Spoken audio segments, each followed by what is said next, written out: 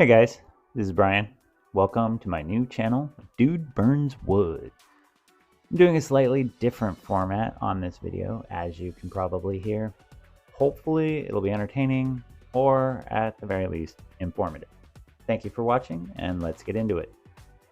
This is all new to me, so bear with me. I'm still learning. Please let me know what you think in the comments. The feedback really helps. First, some backstory. My wife and I sometimes like to check out thrift stores, and a lot of the wood, utensils, and knickknacks I burn we find there. It's a great place to find one-of-a-kind wooden pieces to do pyrography on. Antique stores are cool too, but usually the prices are higher.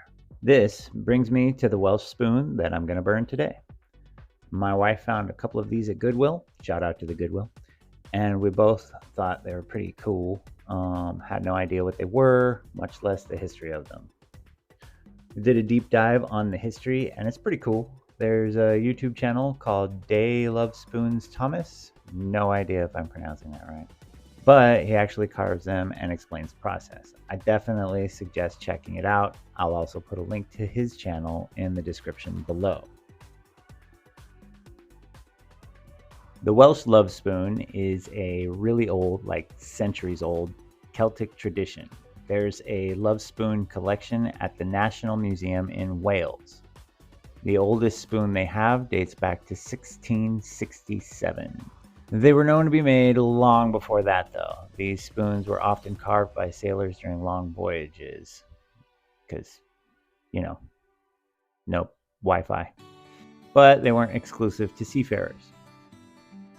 Love spoons were often meant to convey feelings that suitors were not always comfortable or even capable of expressing with words alone, because words are hard. The spoons were carved out by young men who liked the girl, and they were meant as a romantic display of his affections and his hope to marry her, or the equivalent of marriage at the time. Back then, there wasn't marriage as we know it today.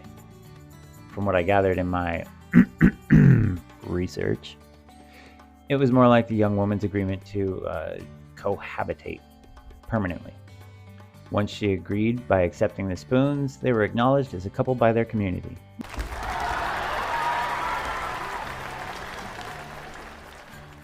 The spoons were then hung in their home with pride as a symbol of their love and union. It wasn't much later that the more recognizable style of marriage as we have come to know it was introduced, and in later designs, traditional wedding bells were added to the spoons. In modern times, love spoons are still given as gifts for engagements, weddings, anniversaries, christenings, and even birthdays. Lime wood from south of Wales is the most common wood used. It's much easier to carve than other woods like oak or walnut. I'm honestly not sure what kind of wood this one is, but I think it's pine. I don't think this one was carved by hand. I think it was done with machinery. I assume it was bought overseas by tourists in Wales and then brought back to the States, but who knows. The symbolism of each design carved into the spoons is what gives each spoon meaning. This spoon has a wheel at the top. Wheels were said to represent a vow by the carver to work hard and guide his family through life. They're also most commonly seen carved into spoons made by said sailors to represent the wheel of the ship guiding them home. Below the wheel on this one are two wedding bells signifying the marriage. The upright horseshoe design is below that. It's a traditional design used to capture luck. Horseshoes are a common fixture in Celtic homes and were often hung on walls or above doors or even buried under the cornerstone of a new building to bring good fortune. The end, or bowl, of this spoon is shaped as a heart, which symbolizes love. There are lots of other designs carved into love spoons, each with different meanings.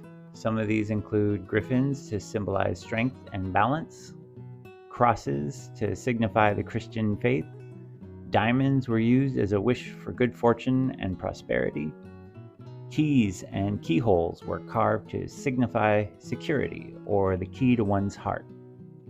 chain links to indicate loyalty and faithfulness, and being bound together in love. Anchors were used as a grounding or stabilizing force, and also commonly carved by sailors. Again, dragons were carved to provide protection for the home.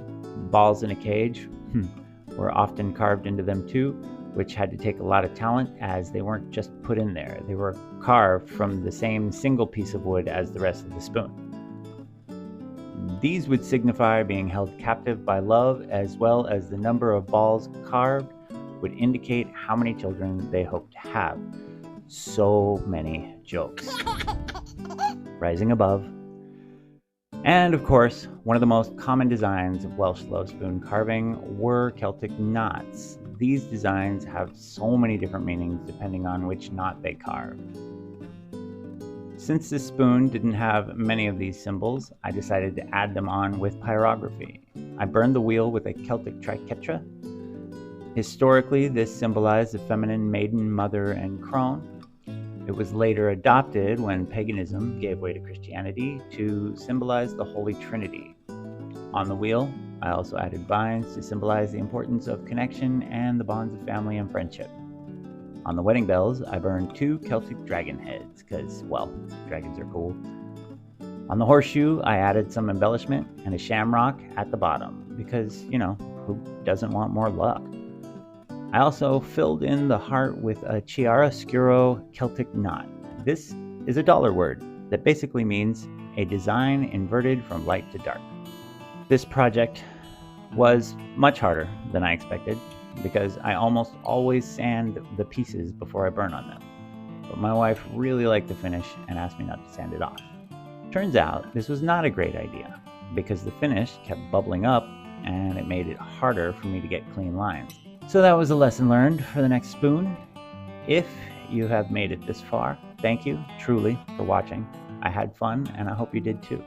If you liked this video, please remember to like and subscribe and share with all your friends.